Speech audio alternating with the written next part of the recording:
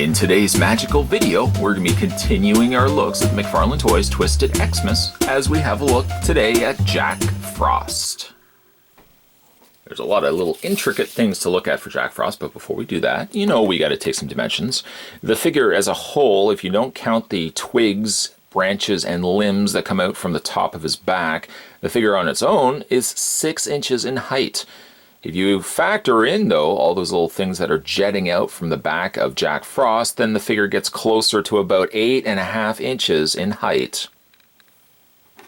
He gets himself a display stand, which is actually one of the more obscure looking display stands I have seen.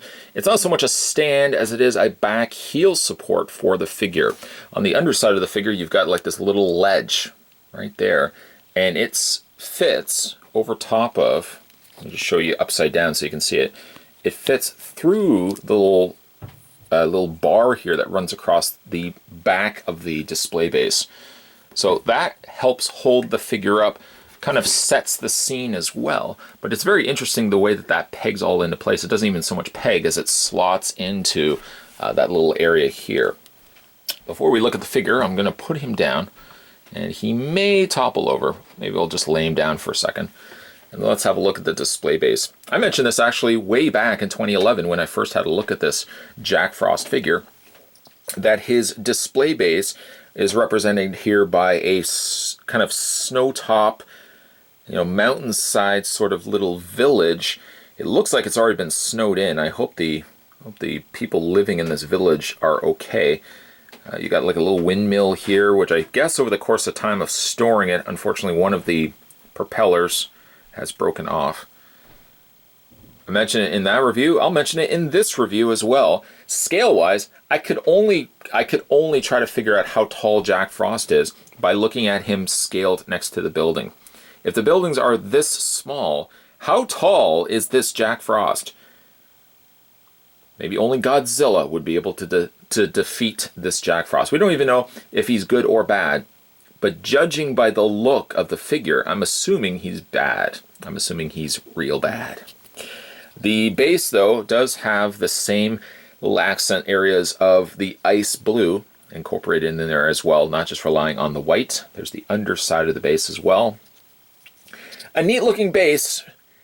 I don't know if I would have put buildings, though. I mean, that really throws his size off exponentially at trying to deduce how big he is versus the little small cities. And then you imagine how small the people would be inside those little buildings. Yeah, that's a pretty big Jack Frost.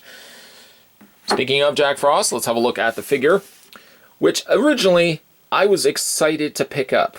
I was really looking forward to picking up Jack Frost. Now, physically in hand, and of course subsequent years later of owning this figure, truthfully speaking, I don't know if I love this figure as much as I did when I first picked him up. When I first picked him up, I thought he really had a neat looking design, but unfortunately he has one of the problems that I feel I face sometimes when I look at the McFarlane stuff, is that they rely on translucent plastic at times, and I almost feel the translucent plastic almost not deteriorates, but distracts from otherwise enjoying the figure. I get the fact that he is comprised, my guess is, of complete ice and, of course, twigs. And I mean, judging by how big, well, we saw the cityscape, how big those trees are versus the size of the cities. But you can see, like, there's twigs, there's vines running through him, and he is comprised of ice.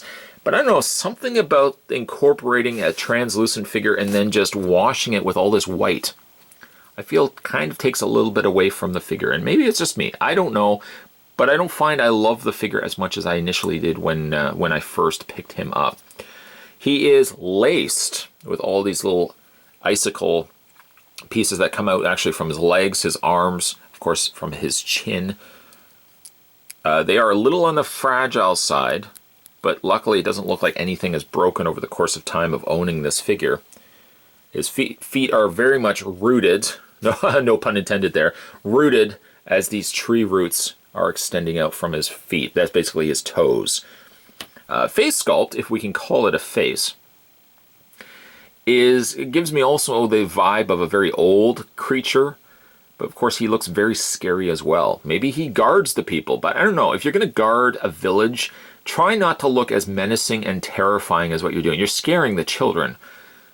I do really like the red piercing eyes, and I do like that blue that they've incorporated around the nostrils, around the sides of the cheek, and on the under lids of the eyes. I think that's done really quite nicely.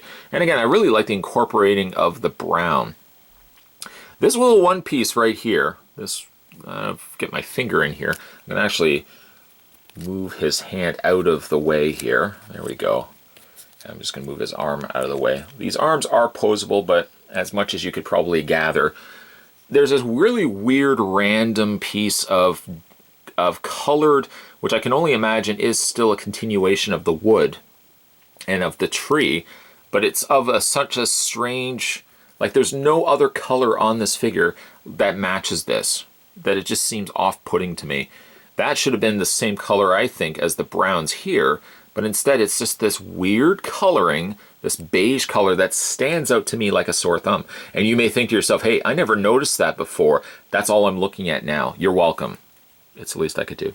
His teeth, I mean, it kind of looks like he is the interior of a cave, where you've got all these little icicle droplets that have frozen, and you've got, is it stalactites or stalagmites? I can never remember the difference between the two, but he does have them coming down from the tops of his teeth and from the bottom of his jaw. Unfortunately, there is no posability. This is a very staction figure. He doesn't have much in the way of posability. He has some, but not really a whole heck of a lot. Now, he does, as you see, he does have posability in his arms, and he does come also with a very large tree. Again, I don't know sizing. You look at the buildings, like how big is this tree? I don't know, but still, he comes wielding this. It could technically come out of his hands, but then his hands are closed-fisted. So it looks like he's supposed to hold something anyways. So there's really no reason. I generally will put both hands through as if he's swinging, he's about to swing it.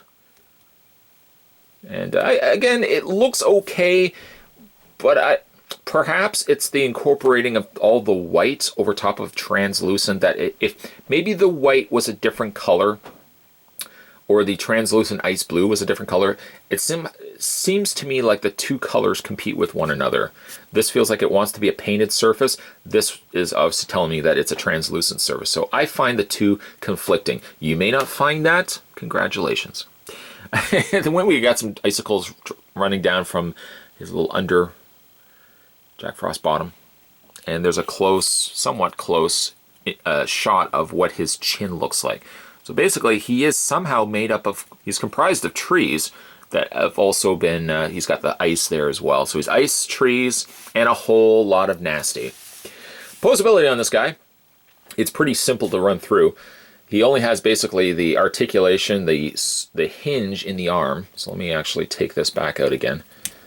He has the swivel on the arm right here, and he has the swivel on the hand right here. Same thing on this side, swivel on this arm, and swivel on this hand. The legs also do have a swivel. There's not really a lot going on up here. There's a swivel in the thigh, nothing down here. So it's got the weird McFarlane. I'm going to put this as a swivel point. I'm going to put this as a swivel point, and then the mirrored other side is not going to have that. I'm just doing it just to mess with you, just to mess with all you, the collectors out there that are buying my products. Congratulations, McFarlane, you're messing with us. For final looks, I'm just going to go ahead and run that back through his hand. There we go. And there, in a nutshell, is Jack Frost. Old me, I think, liked this figure. New me still likes this figure, but doesn't like it as much as I did back in the day. The translucent plastic is a nice effect, of course being the fact that Jack Frost here is comprised, from what I can gather, as ice and basically trees. That's what he's comprised of.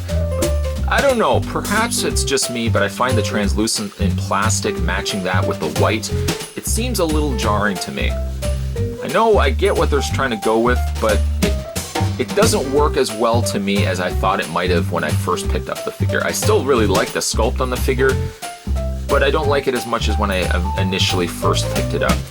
The diorama base is a neat touch, but again, looking at the scale of those houses, I can only imagine how big this guy is. And then the idea of rooted trees growing out of him. Seems like that would be really out of scale. These are little small nitpicks, and I do understand that for otherwise what is a decent enough figure.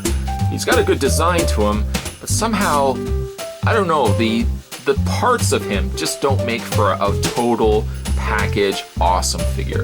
Of all the figures I have from the Twisted Xmas that we're going to be, of course, looking over the month of December here, I would almost dare say that Jack Frost might be one of my least favorites. I don't really know why, can't quite put my finger on it. There's something just about Jack Frost that I find is off-putting. You guys know, let me know down below, or if you haven't had a chance to pick up this figure for yourself, let me know your overall thoughts. If you like Jack Frost, or if you don't, let me know why. Speaking of the Twisted Christmas, though, the other Twisted Xmas figure reviews will be, of course, lined up for the rest of this month of December leading up to Christmas. We're going to have some other new videos coming up as well, so some newer figures all related to Christmas will be heading your way. And don't worry, I know what you're thinking. Is it all going to be Christmas for the entire month of December? Where's the horror figures? Where's the superhero figures? Don't worry, those figures will still be coming your way as well.